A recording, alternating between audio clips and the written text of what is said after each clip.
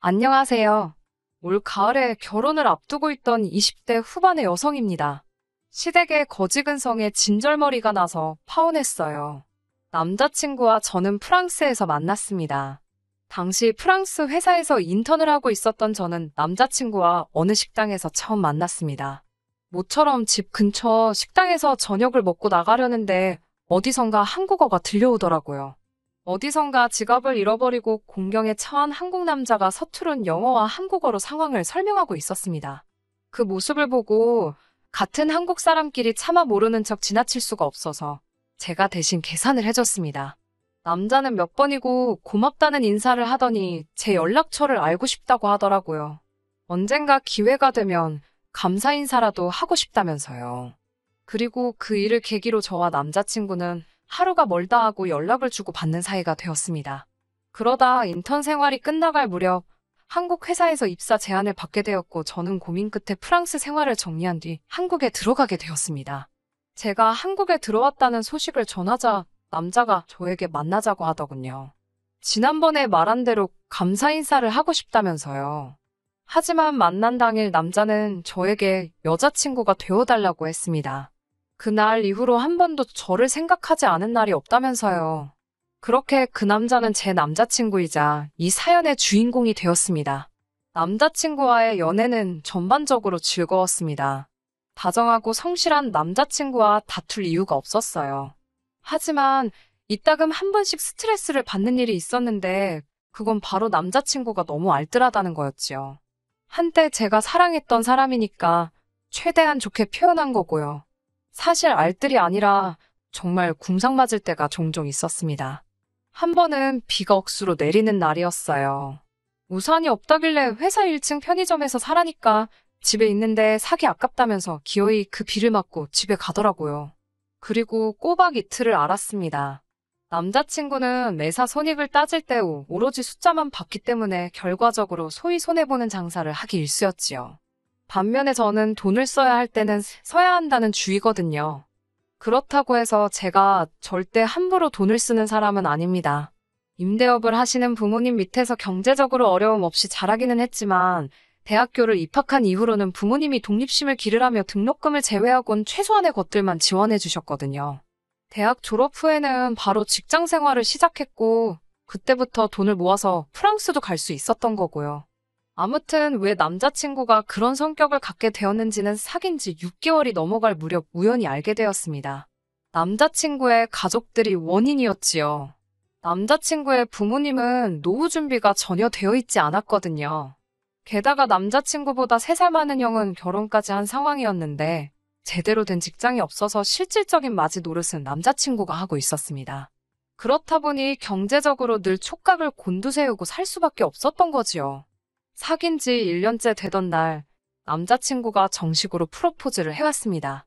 솔직히 경제적인 문제가 조금 신경 쓰이긴 했지만 제가 좀 더 쓰면 된다고 단순하게 생각했던 게 지금 돌이켜보면 문제였던 것 같아요. 결혼 이야기가 본격적으로 나오면서 시댁에 인사를 가게 되었습니다. 시댁은 서울 외곽에 위치한 오래된 주택의 2층이었습니다. 그래도 서울에 이 정도 주택을 가지고 있으면 괜찮은 거 아닌가 생각하고 있는데 제 머릿속을 읽기라도 한 건지 남자친구가 전셋집이라고 말해주더군요. 방 2개의 작은 거실이 있는 평범한 가정집이었고 남자친구 방은 해가 잘 들지 않는 작은 방이었어요. 남자친구의 부모님은 제가 사간 과일을 보시더니 요새 과일값이 얼마나 비싼 줄 아냐면서 손이 해프다는 표현을 하셨습니다. 사간 손이 무한해지더군요. 고지원 남자친구 어머님께서는 제가 인사 오면서 소고기라도 사올 줄 알고 고기 반찬은 안 했다 하시면서 점심을 차려주셨어요. 김칫국에 계란 후라이 그리고 소세지가 놓여있더라고요. 대접까지 바란 건 아니지만 씁쓸한 기분이 들었습니다.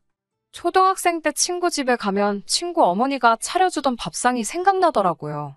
기분이 그래서인지 이건 뭐 밥이 아니라 모래알을 씹는 것 같았습니다. 그로부터 3주 정도의 시간이 지났고 정식으로 상견례를 하게 되었습니다. 남자친구 식구 중 누구도 차가 없어서 이동이 어렵다고 하여 남자친구 동네에 있는 한정식 집으로 예약을 잡았습니다. 저희 친정에서는 같은 서울이어도 1시간이 넘게 걸리는 곳이었어요. 그럼에도 불구하고 12시가 약속 시간이었는데 남자친구 부모님은 12시 20분이 다 돼서야 오셨습니다. 게다가 남자친구 형네 부부도 왔습니다. 상견례 자리인 만큼 양가 어른들만 모시는 줄 알았는데 형님 부부의 애들까지 데리고 오셔서 적잖이 당황스럽더군요. 약간의 가벼운 이야기가 오가다가 저희 부모님께서 먼저 애들 살 집은 어떻게 하면 좋으시겠냐고 물어보셨습니다. 그러자 남자친구 어머니께서 요즘 젊은 사람들이 얼마나 똑똑하냐면서 둘이 상의해서 잘하겠지 않냐며 우리는 어른으로서 지켜봐 주기만 하면 될 것 같다고 하시더군요. 혼수나 예단 같은 것도 다 저희가 알아서 할 거라며 믿고 냅두자고 말씀하셨어요. 그때는 말씀 뒤에 숨겨진 뜻을 정확히 파악하지 못했습니다. 상견례가 끝나고 나오는데 남자친구 부모님도 형네 부부도 계산할 생각이 전혀 없어 보이더군요. 솔직히 양가 어른들만 모신 자리였으면 제가 계산하려고 했는데 남자친구 식구만 네 사람이 더 온 상황이라 좀 어이가 없었습니다. 하다못해 누구 하나 돈 내려는 흉내라도 냈다면 이렇게 기분이 상하지는 않았을 텐데 말이에요. 그때 남자친구가 자기가 계산한다고 카드를 내미니까 남자친구 어머니께서 저희 부모님께 잘 먹었다고 인사를 하시면서 남자친구 앞을 가로막으시더군요. 결국 제가 계산했습니다. 양가 식구들이 먼저 집으로 향하고 저와 남자친구는 못다한 이야기도 할 겸 해서 카페에 들렸습니다. 제가 먼저 남자친구에게 정확히 모아둔 돈이 얼마나 되냐고 물었어요. 그전에도 몇 번 물어봤었는데 그때마다 결혼할 수 있을 만큼 모아뒀다며 둘러대는 시기였거든요. 이번만큼은 확실하게 알아야겠다 싶어서 단도직입적으로 묻게 된 거였고요. 남자친구는 3천 정도 모았다고 했습니다. 솔직히 생각보다 한참 적은 금액에 놀랐지만 남자니까 군대도 갔다 왔고 부모님도 도와드렸다 하니 그럴 수도 있겠다 싶었어요. 저는 5천 정도 모아둔 상황이었습니다. 솔직히 두 사람의 돈을 다 모아도 1억이 안 되는 상황에서 양가 도움 없이 집을 구한다는 건 불가능이었어요. 저는 남자친구에게 가서 부모님께 한번 잘 여쭤보라고 했습니다. 저도 부모님께 잘 말씀드리고 도움을 구해보겠다고요. 집에 돌아와 부모님께 신혼집에 대해서 말씀드리니 아버지께서 소유하신 아파트 중 하나가 곧 전세 계약이 끝난다며 거기에 들어와서 사는 게 어떻겠냐고 물으셨습니다. 제가 전세금 드릴 돈이 없다고 하니까 부모 자식 사이에 무슨 돈이냐며 됐다고 손사래를 치시더군요. 대신 들어와서 사는 동안 기회다 생각하고 돈 열심히 모은 뒤 집을 사서 이사를 가라고 말씀하셨어요. 생각지도 못한 아버지의 제안에 감사했고 안도할 수 있었습니다. 남자친구도 걱정이 클 텐데 제가 이 소식을 전하면 얼마나 좋아할까 싶어서 얼른 전화를 걸었습니다. 남자친구는 한껏 가라앉은 풀죽은 목소리로 제 전화를 받았어요. 부모님이 뭘 하시냐고 물어보니 다 큰 성인들끼리 결혼하면서 왜 늙은 부모에게 부담을 주냐고 한 소리 하셨다더군요. 저는 남자친구에게 괜찮다고 집 문제는 해결된 것 같다고 우리 부모님이 가지고 계신 아파트에 들어가서 살면 된다고 소식을 전했습니다. 제 예상대로 남자친구는 정말 다행이라며 좋아하더라고요. 목소리도 한껏 밝아졌고요.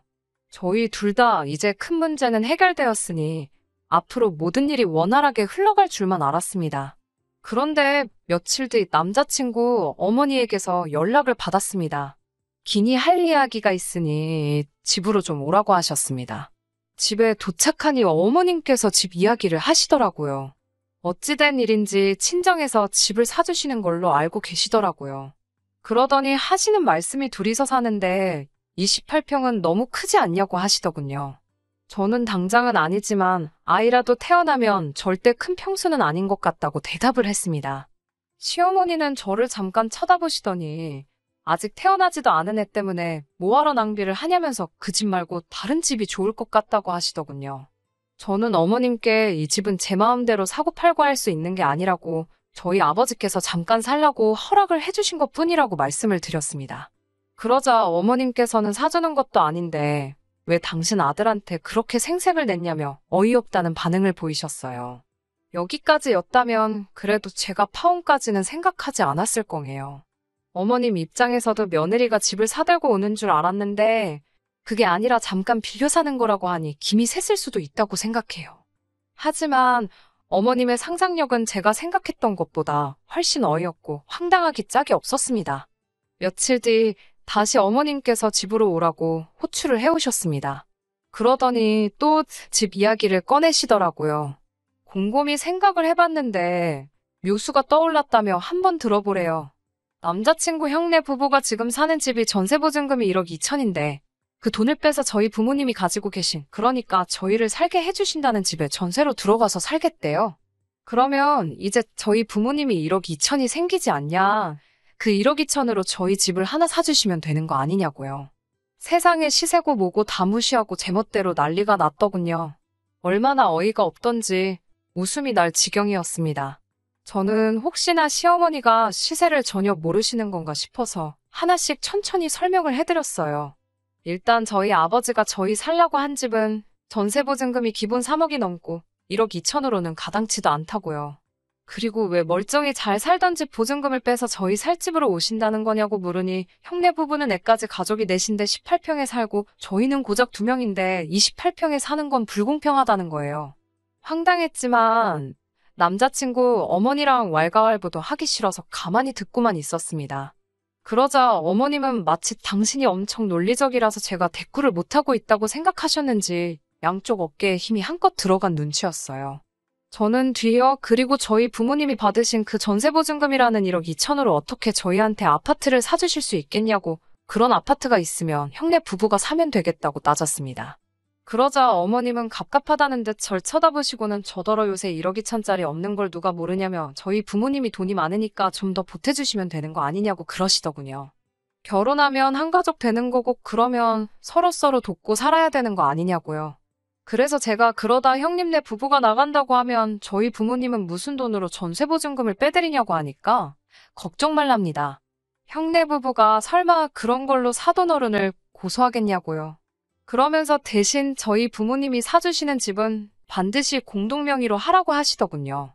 도대체 무엇이 어머님을 이토록 착각하게 만든 건지 알 수는 없었지만 더 이상 이야기를 들어드리는 것만으로도 헛된 희망을 드리는 행위가 되는 것 같아서 일단 남자친구와 이야기를 해보겠다며 자리에서 일어났습니다.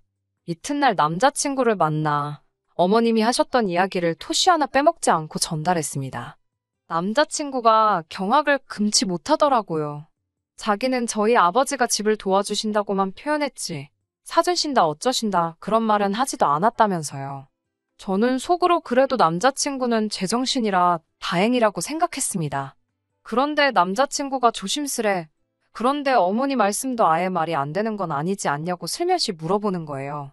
1억 2천으로 두 가정이 행복해질 수 있다나요? 한심하고 어이가 없어서 뭐라고 대꾸할 힘도 안 나더군요. 제가 한참을 말없이 앉아있으니 남자친구가 왜 그러냐며 무슨 말이라도 해보라고 저를 재촉하더군요. 당시 제 머릿속은 헤어지자는 소리를 어떻게 꺼낼지 생각하느라 분주했습니다.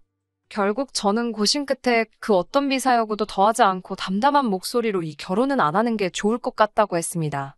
남자친구는 갑자기 왜 그러냐며 그냥 제안을 해본 거라고 싫으면 안 해도 된다면서 상황을 수습하려고 들었지만 제 귀에는 하나도 들어오지 않았어요. 집에 돌아와 이불 뒤집어 쓰고 누워있으니 어머니가 무슨 일이냐고 물으시더군요. 저는 남자친구 어머니가 한 이야기를 또다시 전달했고 어머니는 살다 살다 그렇게 멍청한 이야기는 처음 듣는다며 시골리기 전에 그래도 알아서 다행이라고 이혼보다는 파혼이 낫다며 잘 생각했다고 하셨습니다.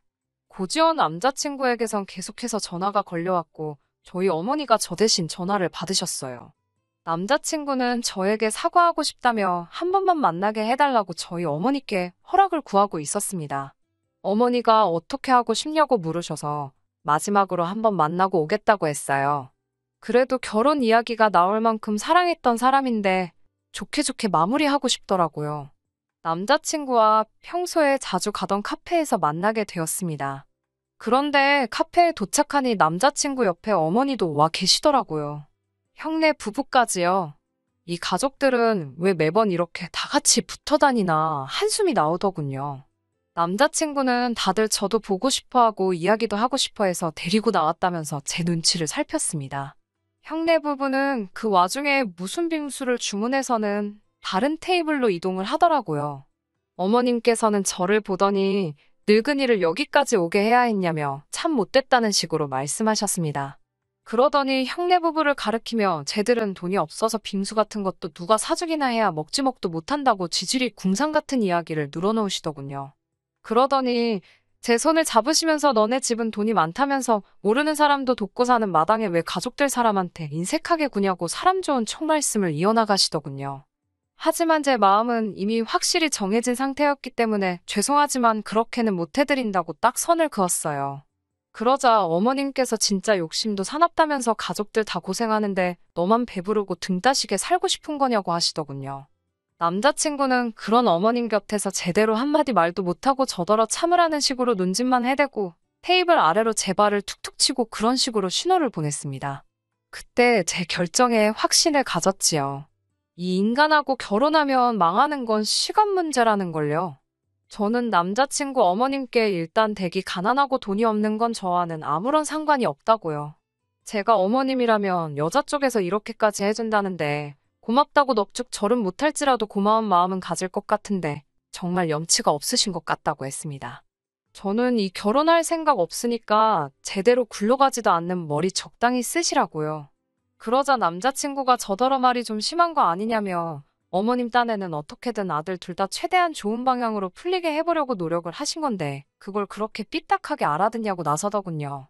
저는 남편에게 등신 같은 게 돈도 하나 없으면서 누가 이 집구석에 시집 올지 불쌍하다고 받아쳤습니다.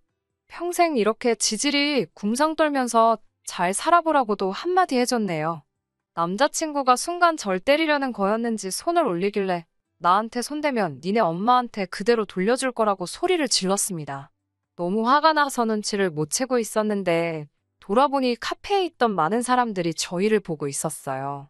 저는 부끄러운 동시에 솔직히 해냈다라는 기분도 들더군요. 하고 싶었던 말을 다 토해내고 나니 속이 후련한 게 희열 같은 것도 느껴졌습니다. 솔직히 저희 집이 재벌도 아니고 정말 부모님께서 집을 사주신다고 한 것도 아닌데 일이 이 지경이 되어서 속도 상하고 어이도 없고 마음이 복잡합니다. 하지만 평생을 같이 살아갈 사람이기에 정서적인 부분도 경제적인 부분도 전부 다 중요한 것 같아요. 집안 형편 차이 나는 게 뭐가 그리 대수겠냐 생각했는데 저희 집이 무슨 자선 사업하는 곳도 아니고 거지근성으로 똘똘 뭉친 집구석에 질질 끌려다닐 바에야 이렇게 단칼에 잘라내버린 게 정말 잘한 일이라고 생각이 되네요. 거지 같은 집구석 아들 2명 집해줄 새며느리 찾으셔서 전 남자친구건 어머님이건 전부 행복하게 잘 살았으면 좋겠네요. 단지 저한테만 다시 들러붙지만 안아줬으면 해요. 다시 애걸복걸해도 받아줄 생각은 없지만 말이지요. 끝까지 들어주셔서 감사합니다. 오늘의 사연은 여기까지입니다. 구독과 좋아요, 알람 설정 부탁드리고 더 좋은 사연으로 다시 찾아뵙겠습니다. 감사합니다.